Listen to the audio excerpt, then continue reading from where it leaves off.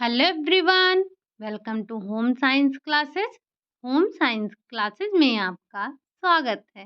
कैसे हैं आप? आशा करती हूँ अच्छे होंगे, खुश होंगे, मस्त होंगे और पढ़ाई कर रहे होंगे। तो आपको पता है हमारी चर्चा चल रही है बाल विकास पर। बाल विकास में हमें क्या डिस्कस करना है? तो बाल विकास में आज का जो हमारा टॉपिक है वो है खेल, यानी कि प्ले। तो प्ले क्या होता है? बच्चे के जीवन में इसका क्या महत्व होता है? खेल और कार्य में क्या डिफरेंस होता है? हम इन सब बातों को समझेंगे। तो जो ये खेल होता है, खेल एक स्वाभाविक सार्वभौमिक प्रक्रिया होती है। ये जो खेल होता है ना, खेलों के द्वारा सिर्फ बच्चों का ही मनोरंजन नहीं होता है, बल्कि बड़ों का भी मनोरंजन होता है। उनका शारीरिक, मानसिक, सामाजिक, संवेगात्मक ये सारे विकास उनके भी होते हैं। तो बालकों के लिए खेल एक ऐसी क्रिया है जो उन्हें अपूर्व आनंद प्रदान करती है और उनमें यानी कि बच्चों में स्वच्छंदता, स्फूर्त, उत्साह ये सारी चीज़ें भरती है। अब जो बालक है, बालकों में खेलों की प्रवृत्ति जो है वो जन्मजात होती है। बच्चा जो है वो खेलने की जो उसके अंदर प्रवृत्ति है वो जन्मजात पाई जाती है। आनंद प्राप्ति के इच्छा से बालक खेलों को खेलता है, लेकिन खेल शिशु के संपूर्ण व्यक्तित्व के विकास में अभूतपूर्व योगदान देता है। खेल के ही द्वारा जो ये शारीरिक क्रियाएँ होती हैं, शारीरिक अंग होते हैं, इनकी क्रियाशीलता भी बढ़ती है। अगर कोई बच्चा खेलता नहीं है, तो उसका जो शारीरिक विकास है, जो सामाजिक विकास है, जो उसका नैतिक विकास है, ये सारे विकास उसके अवरुद्ध होते हैं। अगर बच्चा खेल में अच्छा है, सक्रिय है, तो ये सारे विकास जो हैं उसके अच्छे होते हैं, या हम ये कह सकते हैं कि जो ये खेल होता है, खेल बच्चे के शारीरिक, मानसिक, संवेगात्मक और सामाजिक, नैतिक ये सारे विकास में महत्वपूर्ण भूमिका निभाता है। पहले के लोग क्या करते थे? पहले के लोग बच्चों को खेलने नहीं देते थे। क्या कहते थे? आपने भी सुना होगा, हमने भी सुना है कि एक कहावत कहा करते थे घर पे, कैसे था?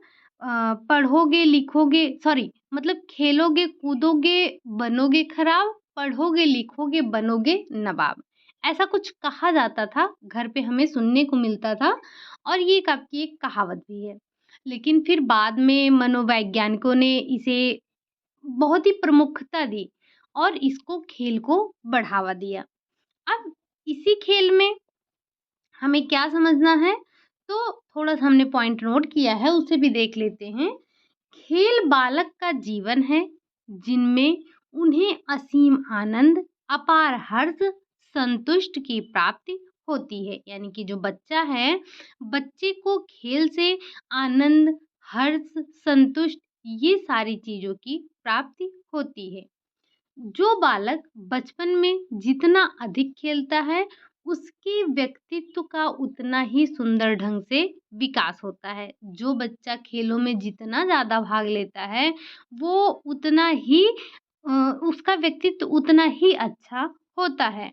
बालक उतना ही अधिक स्वस्थ और निरोग रहता है। आपने देखा होगा, जो व्यक्ति ही मान लेते हैं, बालक तो है ही। अगर कोई व्यक्ति ऐसा है जो शांत बैठा रहता है, ना किसी से बोलता है, चालता है, तो उसका व्यक्तित्व, और वहीं जो एक व्यक्ति है जो समाज में मिलनसार है, हर खेल में भाग लेता है, हर तरह के क्रियाकलाप में भाग लेता है, उसका व्यक्तित्व, दोनों के व्यक्तित्व में आपको बहुत अंतर देखने को मिलेगा। तो उसका शरीर भी स्वस्थ रहेगा, निरोग रहेगा। जो बच्चे ऐसे ही पड़े रहते हैं घर पे, ना खेल, ना कोई क्रियाकलाप, कुछ भी नहीं, तो उनका शारीरिक, संवेगात्मक, मानसिक हर तरह का उनका विकास अवरुद्ध होता है, बाधा आती है, उतने अच्छे से नहीं हो पाता है। लेकिन जो बच्चा जितना अधिक क्रियाशील होता है खेलों में, जितना अधिक क्रियाशील होता है खेलों में, उसका व्यक्तित्व का विकास भी उतना सुंदर होता है। अब कुछ परिभाषाएँ हैं जिसे हमें ध्यान रखनी है। थोड़ा हम उन परिभाषाओं पर भी चर्चा कर लेते हैं। वैसे ये आज आपका खेल का टॉपिक है, बहुत लंबा टॉपिक नहीं है। आपको पता है कि अब हम धीरे-धीरे समाप्ति की ओर हैं। मुझे लगता है अभी तक जो भी हमने, चाहे वो होम मैनेजमेंट हो, चाहे वो न्यूट्रिशन साइंस हो, चाहे वो टेक्सटाइल हो, चाहे वो आपका एक्सटेंशन एजुकेशन हो, सबसे लंबी क्लास आपकी सीडी की ही हो रही है। सबसे ज़्यादा टॉपिक हम कवर अप कर रहे हैं किसमें? सीडी में ही कर रहे हैं, ठीक? तो इसकी क्लासेस भी बस अब हम समाप्ति की ओर हैं सीडी में भी, तो अभी भी लगभग 10 क्लासेस आपकी हो सकती हैं, ठीक? तो बस हम इस पे भी समाप्ति की ओर हैं, तो आप लोग अपना रिवीज़न करते रहा कीजिए और जिसको भी जिसको भी लगता है कि उसका जो है ये कंप्लीट हो चुका है, जिसने एक बार पढ़ लिया है, उसके लिए कोई बात नहीं, लेकिन जो अभी-अभी नया जॉइन हुआ है, जिसने अभी हाल-फिलहाल में जॉइन किया है, कहीं पेड कोर्स नहीं लिया है, तो आप हर क्लास जो आपकी हर ब्रांच है, उसका फ़ोल्डर बना है। प्लेलिस्ट में आप देखेंगे तो एक्सटेंशन एजुकेशन से नाम से, न्यूट्रिशन साइंस के नाम से, टेक्सटाइल के नाम से फ़ोल्डर आपको मिल जाएगा। तो आप वहाँ से जाकर रोज़ मतलब 1-2 क्लास हर दिन लेकर आप अपनी जो है, जो भी आपके पीछे की क्लासेस छूटी हैं उसको ले सकते हैं। अभी भी आपके पास बहुत टाइम है। अगर देखा जाए तो बिहार एस्टेट के लिए भी अभी टाइम है, लगभग 1 महीने का। वैसे आपने सुना भी होगा कि 20 जून के बाद, सॉरी 20 मई के बाद वो एग्ज़ाम करवाने की तैयारी में हैं। तो आप अभी 1 महीने का टाइम है, आप नोट्स बनाकर अपना रिवीजन कर सकते हैं, अपनी तैयारी को मज़बूत बना सकते हैं। वैसे हमारा और क्या बच रहा है, हेल्थ साइंस। तो बीपीएससी जो आपका है, ये क्या बोलते हैं, एस्टेट, उससे पहले-पहले हमारा सारा ये जो पाँचों ब्रांच है वो कंप्लीट हो जाएगा। तो आप लोग नोट्स बना लीजिए और तैयारी करते रहिए, ठीक? चलिए बढ़ते हैं हम अपने अ, पॉइंट पर आते हैं। तो क्या है कि हम बात कर रहे हैं खेल की परिभाषा की। हरलॉक महोदय जो हैं, ज़रा एक बार मुझे बताइएगा कि ये हरलॉक मेल हैं या फिर फीमेल हैं, ठीक? तो हरलॉक के अनुसार खेल वह क्रिया है जो अंतिम परिणाम पर विचार किए बिना ही केवल आनंद प्राप्ति के लिए की जाती है। जैसे अभी आप आगे देखेंगे खेल और कार्य। जैसे जो बच्चे क्रिकेट खेलते हैं, उनके क्रिकेट खेलने में और जो जैसे अंतर्राष्ट्रीय लेवल पर खेलते हैं, उनके खेल में क्या डिफ़रेंस होता है? तो जो अंतर्राष्ट्रीय स्तर पर खेलते हैं, वो खेल नहीं खेलते हैं, वो एक प्रकार से कार्य करते हैं, ठीक? लेकिन जो हम बच्चे खेलते हैं, हम बच्चे यानी मतलब जैसे हम जब खेलते थे या जो अभी बच्चे खेलते हैं, क्रिकेट खेलते हैं, छक्का-चौका मारते हैं, वो अपने आनंद के लिए खेलते हैं।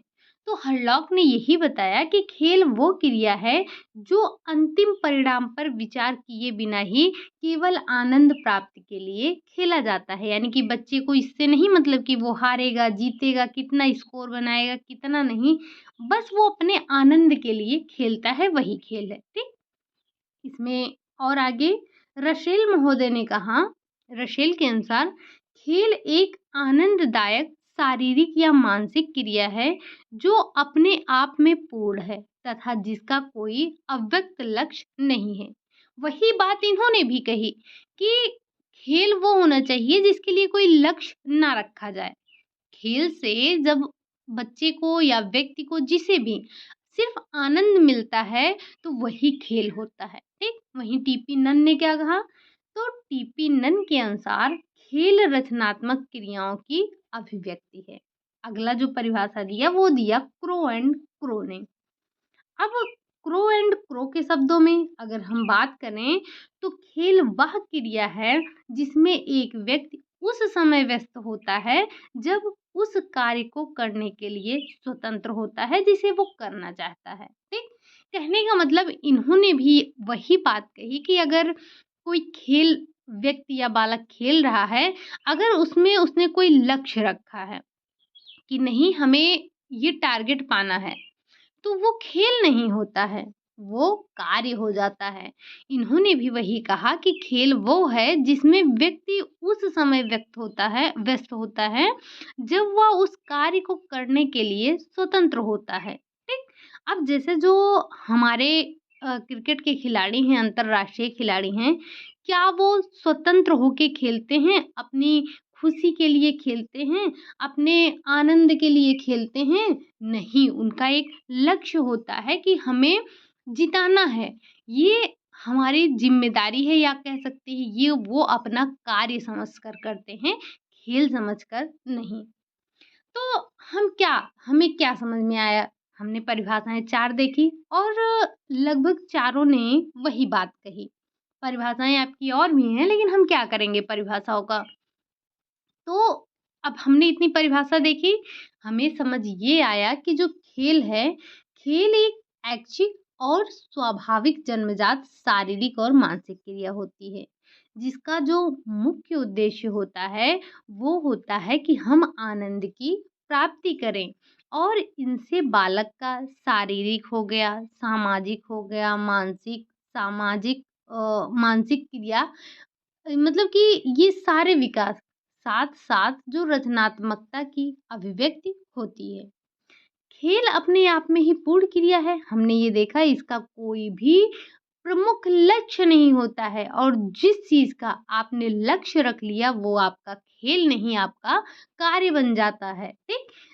क्या जो बच्चे खेल खेलते हैं उसमें कोई लक्ष्य रखते हैं? नहीं। वो बस अपने आनंद के लिए, अपनी खुशी के लिए खेलते हैं और वही खेल होता है। उसी से उनको आनंद मिलता है, हारने-जीतने से उनका कुछ जाता नहीं है। ठीक? ये तो हमने समझा कि खेल क्या है, इसकी कुछ हमने परिभाषाएँ देखी। अब ज़रा हम देखते हैं खेल और कार्य में क्या अंतर होता है, ठीक? अंतर तो होता ही है खेल और कार्य में। तो खेल और कार्य में क्या अंतर है, बस वही हम थोड़ा-सा समझते हैं। तो सामान्यतः ये प्रचलित धारणा है कि खेल और कार्य में कोई अंतर नहीं होता है। ऐसा हमने माना है, ऐसा हम जानते हैं कि खेल और कार्य में कोई अंतर नहीं होता है। ये माना जाता है कि जो क्रिया उद्देश्यपूर्ण हो, जिसका परिणाम आशावादी हो, वो कार्य है और जो क्रिया उद्देश्यहीन हो, किंतु जो आनंद आपको देते हों और वर्तमान विचारधारा के अनुसार कोई भी कार्य खेल और कोई भी खेल कार्य बन सकता है। ठीक? ये खेलने वाला और काम करने वाले की मनोवृत्ति पर निर्भर करता है कि वो किसी कार्य को क्या समझकर खेल रहा है। खेल समझकर कर रहा है या कार्य को वो खेल समझकर कर रहा है। कहने का मतलब ये हमारी सोच पर निर्भर करता है कि हम जो भी कर रहे हैं, उसे हम कार्य समझकर कर रहे हैं या फिर हम उसे खेल समझकर कर रहे हैं। ठीक? तो जो ये खेल होता है और ये कार्य होता है, इसमें कुछ प्रमुख अंतर होते हैं। वो अंतर क्या हैं? तो थोड़ा-सा हम उसे भी समझ लेते हैं। जैसे खेल और कार्य में क्या अंतर है? सबसे पहले तो स्वतंत्रता में अंतर है, ठीक? स्वतंत्रता में अंतर तो खेल और कार्य की जो स्वतंत्रता है, इसमें आपको काफ़ी डिफ़रेंस देखने को मिलता है। खेल में व्यक्ति स्वतंत्र होता है, जब तक चाहे तब तक खेलता है, अपने आप खेल को बंद कर सकता है। लेकिन लक्ष्य की प्राप्ति के लिए जो कार्य किया जाता है, उसमें व्यक्ति स्वतंत्र नहीं होता है। कार्य करने वाले व्यक्ति की इच्छा अनुसार लक्ष्य प्राप्ति की विवशता की वजह से या फिर हम कहें तो उसे किसी प्रलोभन के कारण उस कार्य को करना पड़ता है। वो बीच में कार्य को नहीं छोड़ सकता है। अगर वो काम को छोड़ देता है, तो उसके उद्देश्य या जिस प्रलोभन के कारण वो कर रहा था, वो पूर्ण नहीं होगा, उसमें रुकावट आएगी। तो सबसे बड़ा खेल और कार्य में अंतर ये होता है स्वतंत्रता का। दूसरा अंतर आपको क्या देखने को मिल सकता है? दूसरा है लक्ष्य में अंतर। खेल और कार्य में लक्ष्य में अंतर होता है। खेल जो होता है उसका कोई लक्ष्य ही नहीं होता है, वो लक्ष्यहीन होता है। इसका जो उद्देश्य होता है खेल खेलने का वो ये होता है कि व्यक्ति को आनंद मिले, मनोरंजन मिले। लेकिन अगर हम बात करें कार्य की, तो व्यक्ति को कार्य में लक्ष्य की प्राप्ति उसका मुख्य उद्देश्य होता है, ना कि आनंद की प्राप्ति। ठीक? ये दूसरा अंतर था। तीसरा अंतर क्या आ जाता है? तीसरा अंतर आ जाता है प्रेरकों में अंतर। प्रेरकों में अंतर, तो खेल हमेशा आत्म प्रेरित और स्वैच्छिक होता है, जबकि जो कार्य होता है, ये कार्य आपका प्रेरणा प्रेरणा से मतलब बाह्य प्रलोभन के द्वारा प्राप्त किया जाता है। ठीक? अगला अंतर हो सकता है आनंद की प्राप्ति में अंतर। तो खेलों से बालकों का मनोरंजन होता है और अत्यधिक आनंद की प्राप्ति भी होती है। बालक खेलते समय और खेलने के बाद, खेलों के बाद उसे जो खुशी, उमंग और उसके अंदर जो जोश भर जाता है, वो कार्य के बाद नहीं पड़ता है। यानी कि जब व्यक्ति खेलता है या बालक खेलता है, तो उसके अंदर उमंग, उत्साह ये सारी चीज़ें भर जाती हैं। लेकिन कार्य में उसके जो आनंद की मात्रा है वो घट जाती है या फिर घटती और बढ़ती रहती है, जिस प्रकार से उसका कार्य होता है। कार्य की अगर जैसे बच्चा खेल के आया है, तो वो थकान का अनुभव नहीं करता है। लेकिन जब बच्चा कार्य करके आता है, तो वो थकान का अनुभव करता है, उसे लगता है कि थक गया हूँ। ठीक? अगला है परिणाम में अंतर। खेलों में परिणाम गौण होता है। खेल जो होता है उसमें पहले परिणाम नहीं देखा जाता है। लेकिन जो कार्य होता है उसमें कार्य में जो परिणाम होता है वो प्रमुख होता है। क्योंकि कार्य की सफलता और असफलता परिणाम पर आधारित होता है। इसके विपरीत बालकों के ऊपर खेल के परिणाम का कोई प्रभाव ही नहीं पड़ता है। बच्चे जब खेल रहे हों तो उनको परिणाम की चिंता नहीं होती है। लेकिन जब वो कार्य करते हैं तो उनको परिणाम की चिंता होती है। उनको डर रहता है, यानी कि उनको ये तनाव रहता है कि हमारा रिज़ल्ट क्या होगा, हमारा परिणाम क्या होगा। अगला है नियमों में अंतर। तो बालकों के खेल स्वाभाविक और आत्म प्रेरित होते हैं और उनमें कार्य के समान विशिष्ट नियमों का पालन नहीं करना पड़ता है। जबकि आप कोई कार्य करते हैं तो उसमें आपको सख्त नियम रखे जाते हैं। उसमें ऐसे नियम रखे जाते हैं जो आपको उसका पालन करना ही करना होता है। अदरवाइज़ आपको आर्थिक नुकसान भी उठाना पड़ता है। खेल और कार्य में एक अंतर ये भी देखने को मिलता है। अगला है कौशल में अंतर। कार्यों में व्यक्ति को अपने किसी विशेष कार्य कौशल का प्रयोग करना पड़ता है, जबकि खेलों में उसे अपेक्षाकृत अधिक कौशलों का प्रयोग नहीं करना होता है। जैसे बच्चा क्या है, कोई भी व्यक्ति है, अब जैसे गाँव में क्रिकेट खेल रहा है, तो क्या जो गाँव में क्रिकेट खेल रहा है और जो एक खिलाड़ी अंतर्राष्ट्रीय स्तर पर खेल रहा है, दोनों का खेल समान है? नहीं। दोनों की स्वतंत्रता में अंतर है, लक्ष्य में अंतर है, प्रेरकों में अंतर है, आनंद में अंतर है, परिणाम में अंतर है, नियम में अंतर है, कौशल में भी अंतर है। अगला अंतर जो है वो है विकास की अवस्था में अंतर। विकास की अवस्था में अंतर, तो यदि जो व्यक्ति है, व्यक्ति में खेलों का विकास किशोरावस्था में अपनी एक चरम सीमा पर पहुँच जाता है और उसके बाद आयु वृद्धि होने के साथ-साथ कम होने लगता है।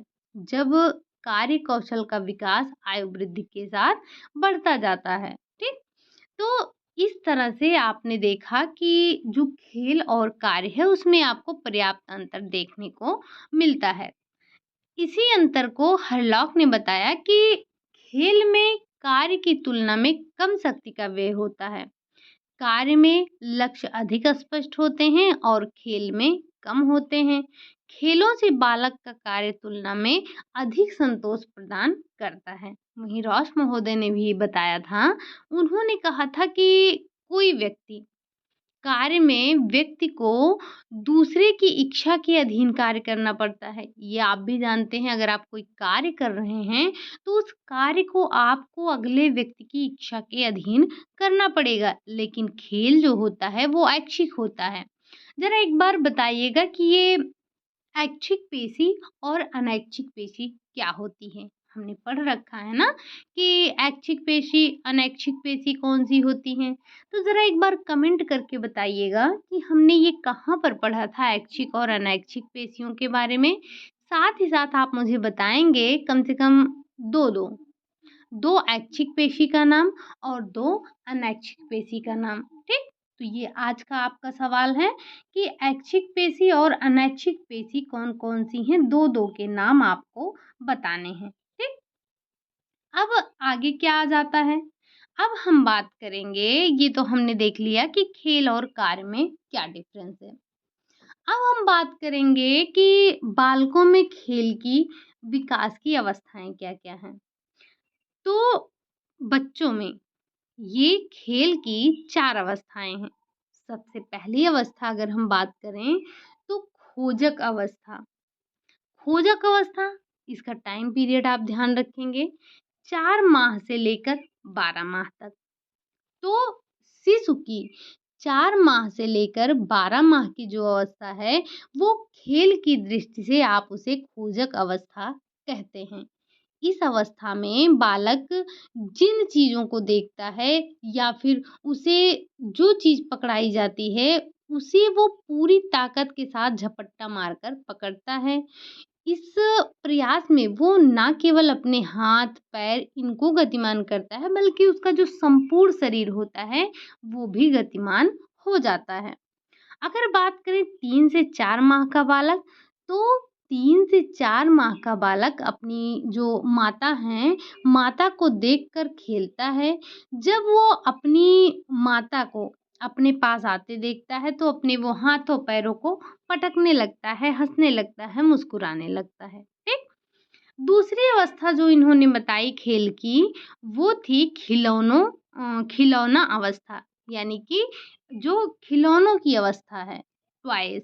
तो 1 से लेकर, यानी कि 1 से लेकर कहने का मतलब 1 वर्ष से यहाँ पर छूट गया है, तो आप ध्यान रखिएगा 1 वर्ष से लेकर 6 वर्ष तक इस अवस्था को माना जाता है। जैसे ये हम अभी क्या बात कर रहे हैं, ये 4 अवस्थाएँ हैं।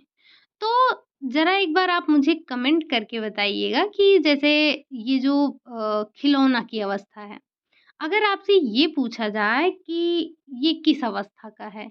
क्या ये शैशवावस्था का है? क्या ये किशोरावस्था का है? बाल्यावस्था का है?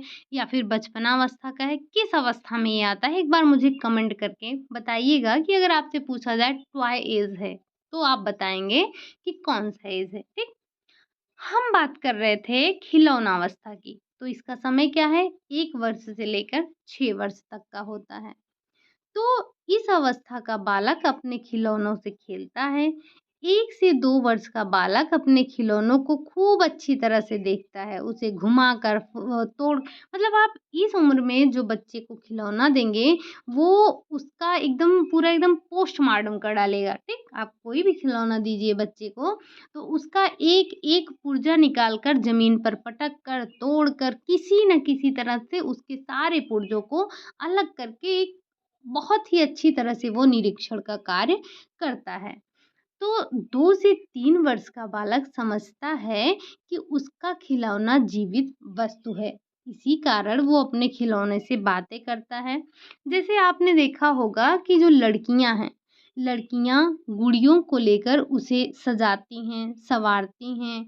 फिर जो है उसे मतलब सुलाने का कार्य करती हैं। साथ ही साथ उसे पीठ पर थपथपाती हैं। उनकी जो अपनी भाषा है, टूटी-फूटी जो भी है, उसमें उनको लोरी गाएँगी, सुनाएँगी। इसी तरह से जो बच्चा है यानी कि लड़का है, वो ट्रक हो गया, ट्रैक्टर हो गया, टैक्सी हो गया, इन सारी चीज़ों को जीवित मानता है और उसका ड्राइवर बनकर उसे चलने का नाटक करता है, यानी कि उससे बातें करता है। तो ये जो खिलौना अवस्था है, खिलौना अवस्था में जो बालक है वो स्वप्रेमी, स्वकेंद्रित होता है। वो अपने खिलौनों से अकेले खेलता है और किसी दूसरे बच्चे के साथ नहीं खेलता है। वो मतलब शेयर नहीं कर सकता है अपने खिलौनों को। इसीलिए इस अवस्था को स्वतंत्र खेल भी कहा जाता है। क्या कहा जाता है? स्वतंत्र खेल भी कहा जाता है। थोड़ा-सा आप इसे ध्यान रखिएगा। बाद में 2 से 3 वर्ष का बालक मिलकर खिलौनों से खेलता है, जिसे साहचर्य खेल कहते हैं। अभी आप खेल के प्रकार में इनको देखेंगे, ठीक? तो इस तरह से बच्चे में खेल विकसित होता है। अगला है खेल अवस्था। तीसरी कौन-सी है? खेल अवस्था है। तो जब बालक विद्यालय जाना प्रारंभ करता है, तब उसके खेल की जो प्रकृति है उसमें भिन्नता आती है। अब वो समूह के जो साथी हैं उनके साथ खेलना चाहता है, उनकी जो सृजनात्मक शक्ति है, कल्पना शक्ति है उसमें वृद्धि होती है। अब उसे ये ज्ञान हो जाता है कि खिलौनों से खेलना तो बच्चों का खेल है, हम बच्चे नहीं हैं। इसीलिए वो खेलों में परिवर्तन करते हैं और नित नए खेल वो खेलते हैं, ठीक? लेकिन जब वे अकेले रहते हैं तो अपने खिलौनों से ही खेलते हैं। जैसे जब बच्चे विद्यालय जाने लगते हैं तो समूह के साथ ही में खेलते हैं। लेकिन भाई जैसे छुट्टी हो गई, नहीं गए, मित्र दोस्त नहीं मिले तो क्या करेंगे? तब तो वो अपने खिलौनों से ही खेलेंगे, तब वो खिलौनों से खेलते हैं। अगला है अगला है दिवा स्वप्न। चौथी अवस्था है दिवा स्वप्न की अवस्था। ये कब से कब? यानी कि वही वयः संधि से लेकर किशोरावस्था तक। और इसका आप ध्यान रखेंगे क्या कि 6 वर्ष पूरा हुआ तो वही 7 वर्ष से लेकर वयः संधि तक, ठीक? खेल अवस्था। अब जो दिवा स्वप्न की अवस्था है, तो डे ड्रीम स्टेज ये काफ़ी बार पूछा गया है, टॉय स्टेज पूछा गया है, प्ले स्टेज पूछा गया है, डे ड्रीम पूछा गया है। तो ध्यान रखिएगा इन चारों को आप बताइएगा मुझे कि किस-किस अवस्था में आ रहे हैं, ठीक? अगर आपने पढ़ा है सीडी हमने लगभग 40 क्लास हमारी होने वाली है, शायद 39वीं होगी, 38-39 जो भी हुई है, तो अगर आपने इसमें पढ़ा है, समझा है, तो एक बार मुझे कमेंट करके ज़रूर बताइएगा कि जो हमने विकास की 4 अवस्थाएँ पढ़ी थी, ये किस-किस अवस्था में क्या आ रहा है, ठीक? तो जो दिवा स्वप्नावस्था है, दिवा स्वप्नावस्था भी एक प्रकार का खेल ही होता है। इसकी शुरुआत कब होगी? तो वयः संधि में। इसका अंत कब होगा? तो ये किशोरावस्था तक के अंत तक ये भी इसका भी अंत हो जाता है। इसमें जो बालक होता है, बालकों के जो मतलब जो इसमें बालक होता है, इसमें बालकों के आनंद और जो संतुष्टि होती है, उसकी अनुभूति होती है। बालक को खेलने कूदने में इस चीज़ में कम मन लगता है और ये अधिकांश समय केवल कल्पना जगत में ही खोए रहते हैं, कल्पना करते रहते हैं। इस अवस्था में माता-पिता और समाज के लोगों की अभिवृत्तियाँ भी बालक के प्रति नकारात्मक होती हैं, जिसके कारण उन्हें सामाजिक और व्यक्तिगत समायोजन में कठिनाई होती है। ठीक? तो जो बड़े बालक और किशोर विभिन्न प्रकार के खेलों में रुचि लेते हैं, जिनमें क्रिकेट, हॉकी, फुटबॉल, टेनिस ये सारी चीज़ें प्रमुख रूप से आती हैं। अगर बात करें हम ग्रामीण क्षेत्र के बच्चों की, तो जो ग्रामीण बालक हैं आपने देखा होगा ज़्यादातर खो-खो, कबड्डी, रस्सी कूद हो गया, कूदना हो गया और ये जो पेड़-ओड़ पे चढ़ जाते हैं, क्या बोलते हैं उसको? अरे! क्या बोलते हैं यार? मतलब बच्चे जो पेड़ पे चढ़ के कूदते हैं, गुल्ली-डंडा खेलते हैं, ये तमाम प्रकार के खेल आपने देखा होगा कि जो खेल है वो भी शहर में अलग और गाँव के बच्चों के द्वारा अलग-अलग खेला जाता है, ठीक? तो ये लोग खेल अपना खेलते हैं अपने-अपने हिसाब से, सबके खेलों में डिफ़रेंस पाया जाता है, ठीक? तो ये तो हमने बात कर ली कि खेल की कौन-कौन सी अवस्थाएँ हैं। हमने 4 अवस्थाओं की ज़िक्र की। उम्मीद है कि आप जो है इन अवस्थाओं के बारे में बताएँगे कि ये कौन-कौन सी अवस्थाएँ हैं। ठीक? अब हमने बात कर ली जब खेल की अवस्थाओं की, तो अब हमारा क्या बचता है? अब वही बचेगा खेल के प्रकार, राइट। अब हम बात करेंगे कि खेल के प्रकार की। खेल कितने प्रकार का होता है? खेल कौन-कौन से होते हैं? जैसे खेल तो वैसे कई होते हैं। बालक जो होता है, वो आनंद प्राप्ति के लिए, मनोरंजन के लिए तमाम प्रकार के खेल को खेलता है। कभी बालक अकेले खेलता है, तो कभी समूह में खेलता है। छोटी आयु में शारीरिक खेलों की अधिकता होती है, जबकि जब बालक किशोरावस्था में आता है तो वो मानसिक खेलों में ज़्यादा रुचि लेता है। इसी तरह से बालक घर के बाहर खेलने जाने वाले खेल में रुचि रखता है और जो लड़कियां होती हैं वो घर के अंदर वाले खेलों में रुचि रखती हैं। तो इन्हीं सब चीज़ों को ध्यान रखते हुए हमने खेल को कई प्रकार से विभाजित किया है। सबसे पहले तो हम ये ध्यान रखते हैं कि खेल के साथियों के आधार पर। तो खेल के साथी के आधार पर ये 3 हैं। बस आप ध्यान रखिएगा कि खेल के प्रकार कौन-कौन से हैं बस। एक तो होता है स्वतंत्र खेल। स्वतंत्र खेल में क्या? तो स्वतंत्र खेलों में बालक अनेक स्वतंत्र रूप से खेल खेलता है। इस खेल से उसे दूसरे साथी की आवश्यकता नहीं पड़ती है। स्वतंत्र खेलों का विकास शारीरिक और सामाजिक अपरिपक्वता की देन होती है। आपने देखा होगा जो 2 वर्ष की आयु का बालक स्वतंत्र खेल को खेलता है और इन खेलों में समय और नियम का कोई प्रतिबंध नहीं होता है। आप एक छोटे बच्चे के साथ में जाइए, कोई भी खेल खेलिए। जैसे मेरे घर पे एक छोटा-सा मेरा भतीजा है। अगर कभी-कभी वो जिद पकड़ लेता है कि मुझे क्रिकेट खेलना है। अब मैं उसके साथ जाऊँ, मैं 10 बार बॉल उसको दूँ, तब भी नहीं करेगा, नहीं बोलेगा कि नहीं अब आप लो। मतलब उसको ये रहता है कि मुझे ही बैटिंग करनी है, मैं ही मारूँगा और बुआ क्या करेंगी, फेंकेंगी बॉल को मेरे पास। तो उसको ये नहीं रहता है, अगर मैं बोलूँ कि अब चलूँ, तो कहेगा बस थोड़ा और, थोड़ा और। तो बच्चों के पास ना कोई ऐसा नहीं होता है जैसे क्या होता है 1 ओवर, 2 ओवर, 3 ओवर, 4 ओवर जब बड़े हो जाते हैं तो ओवर खेलने लगते हैं। उनको समझ में आता है कि हमें 6 बॉल, 12 बॉल, 8 बॉल जो भी मतलब 12 बॉल, 24 बॉल जो भी है वो खेलना है, लेकिन बच्चों में ऐसा नहीं होता है। हम कोई भी खेलते हैं तो हमारे पास टाइम बाउंडेशन होता है। हम बड़े लोग कि हमें 10 मिनट खेलना है, आपको 5 मिनट खेलना है, लेकिन बच्चे के साथ ऐसा नहीं होता है, तो बच्चा बिल्कुल भी स्वतंत्र होता है, ठीक?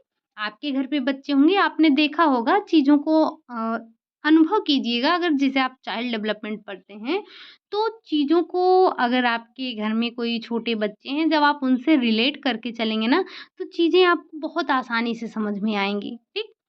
दूसरा है साहचर्य खेल। साहचर्य खेल क्या है? जब बालक एक साथ खेलते हैं, तो वो साहचर्य कहलाता है। आपसे ये पूछा गया है साहचर्य खेल क्या है? तो जब बच्चे समूह में खेलते हैं या सॉरी मतलब जब बालक एक साथ खेलते हैं तो वो साहचर्य कहलाता है। साहचर्य खेल में सहयोग का द्वंद्व अधिक होता है। साहचर्य खेलों का विकास 2 वर्ष की आयु के बाद होता है जब बालक की शारीरिक और सामाजिक क्षमताओं का विकास कुछ और अधिक हो जाता है। ठीक?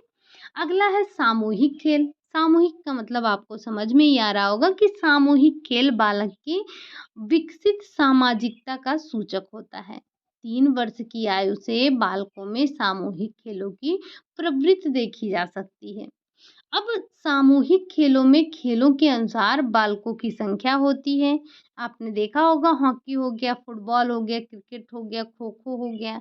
ये सारे खेल 1 लोग 2 लोग के नहीं होते हैं। इन्हें हमें समूह में खेलना होता है।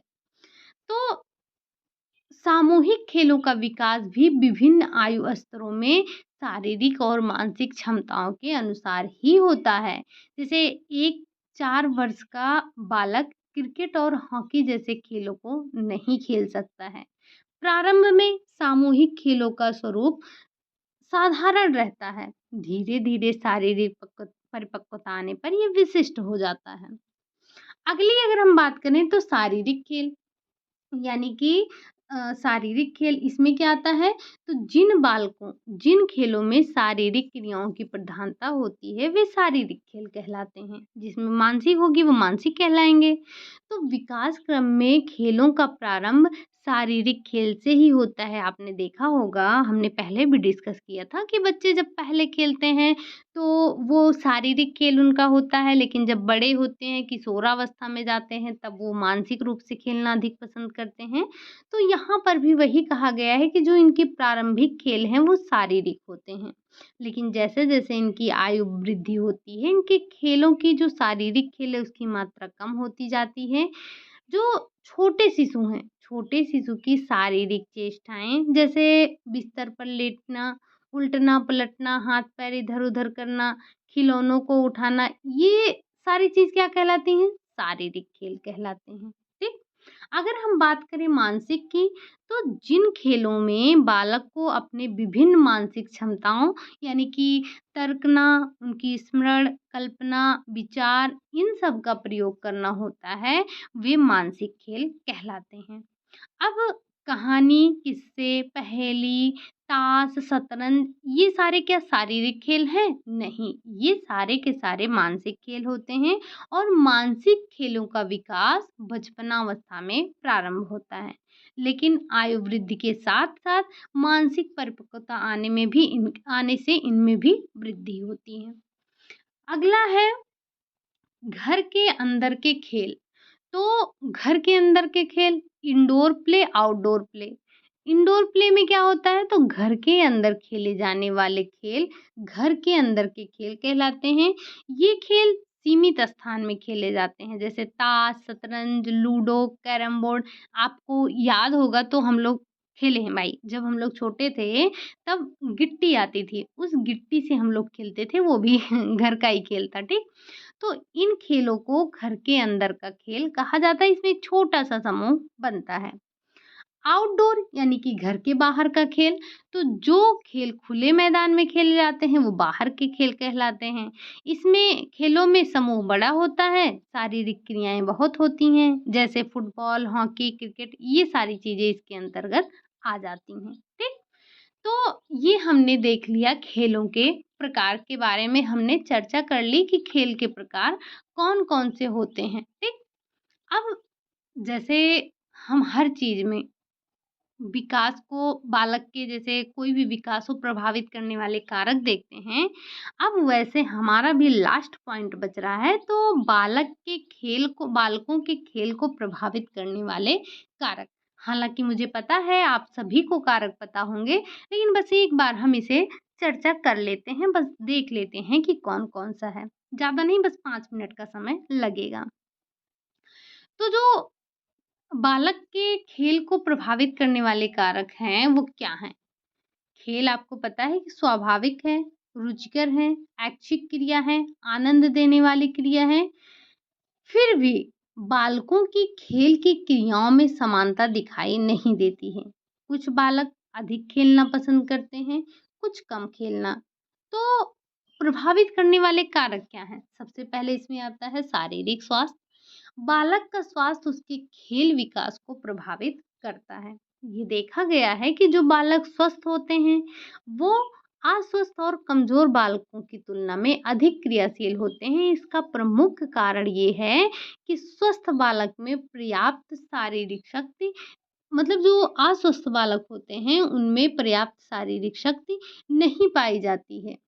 तो अस्वस्थ बालक जल्दी थे थक जाते हैं। अगर इसके विपरीत बात करें जो स्वस्थ बालक हैं, तो उनकी शारीरिक शक्ति अधिक होती है। वो अधिक देर तक क्रियाशील रहते हैं, खेलों को अधिक आनंद से खेल सकते हैं। ठीक? अगला है गामक विकास। गामक विकास क्या है? अब हम इसमें गामक विकास की अगर बात करें, तो वही मोटर विकास जो होता है, वही हमारा गामक विकास कहलाता है, ठीक? तो व्यक्ति का मोटर विकास कितना हुआ है, किस तरह से उसका गामक विकास हुआ है, ये सारी चीज़ें बच्चे के विकास को प्रभावित करती हैं। अगली बात करें हम बुद्धि की, तो शारीरिक शक्ति के समान बुद्धि भी बालकों के खेलों को प्रभावित करती है। एक बुद्धिमान बालक मंद बुद्धि बालकों की तुलना में खेल में अधिक रुचि लेगा तथा अधिक कुशलता और योग्यता के अनुसार खेलता है। ठीक? जो बुद्धिमान बालक होगा उसके खेल में डिफरेंस देखने को मिलता है। अगली बात करें हम लिंग की, तो विभिन्न जो शैशवावस्था और बचपनावस्था में बालक और बालिकाओं के खेलों में आपको डिफरेंस मिलेगा। लेकिन बाल्यावस्था और किशोरावस्था के खेल में ये यौन अंतर स्पष्ट रूप से दिखाई देने लगता है। बाल्यावस्था में बालक और बालिकाएं अपने ही लिंग के साथियों के साथ खेलना पसंद करते हैं। खेलों में यौन भिन्नता का प्रमुख कारण हमारी संस्कृति और हमारा पालन पोषण की विधि होती है। संस्कृत के अनुसार जब बालक और बालिका के प्रारंभ से ही खेलने के लिए भिन्न साधन, खिलौने, वातावरण ये सारी चीज़ें मिलती हैं, तो उनके खेल पर स्वाभाविक रूप से लिंग का प्रभाव पड़ता ही पड़ता है। ठीक? अगला है वातावरण। वातावरण, अब चाहे वही बात किया जाए, चाहे वो वातावरण घर का हो या फिर विद्यालय का हो या घर में किस तरह से उनको माहौल मिल रहा है, तो बालकों का जो खेल विकास है उनके घर, पास, पड़ोस इन सब से प्रभावित होता है। अगर बालकों को घर से खेलने के लिए पर्याप्त सामग्री और उपकरण मिलते हैं, उनकी खेल क्रियाओं पर कोई नियंत्रण नहीं लगाता है, माता-पिता अगर बालक में किसी विशेष खेल के प्रति अभिरुचि देखते हैं, तो उनके द्वारा बालक को प्रोत्साहित किया जाता है, तो उपयुक्त वातावरण मिलता है, तो बच्चे के अंदर खेल का विकास ज़्यादा सही ढंग से हो पाता है। अगला है विद्यालय, वही बात हो गई। अब विद्यालय में भी अगर उसको सही मार्गदर्शन मिलता है, उसको हर चीज़ की सुख-सुविधा मिलती है, तो बच्चा अधिक अच्छे से खेलता है। अगला है खाली समय। खाली समय यानी कि बालकों के पास खेलने के लिए कितना समय है, इस बात से उसका खेल विकसित होता है। शैशव और बचपनावस्था में बालकों के खेल की मात्रा अधिक होती है, लेकिन फिर बच्चे स्कूल जाने लगते हैं, विद्यालय जाने लगते हैं, स्कूल आना-जाना, घर का कार्य स्कूल का कार्य पूरा करना, तो बच्चों के पास समय का समय जो है वो कम हो जाता है, उनको खेलने का कम टाइम मिलता है। अगला है खेल के साधन। तो बालकों को खेलने के लिए उनके पास किस प्रकार की सामग्री, उपकरण, खिलौने उपलब्ध हैं, इस पर उनके खेल निर्धारित होते हैं। जिन बालकों को स्टार्टिंग से ही अच्छे सामग्री उपलब्ध होते हैं, उनको खेलने का अवसर मिलता है, वो अच्छा खेल उनके अंदर अच्छा खेल का विकास होता है। अगला है आयु। तो बालकों के खेल उनकी आयु से भी प्रभावित होती है।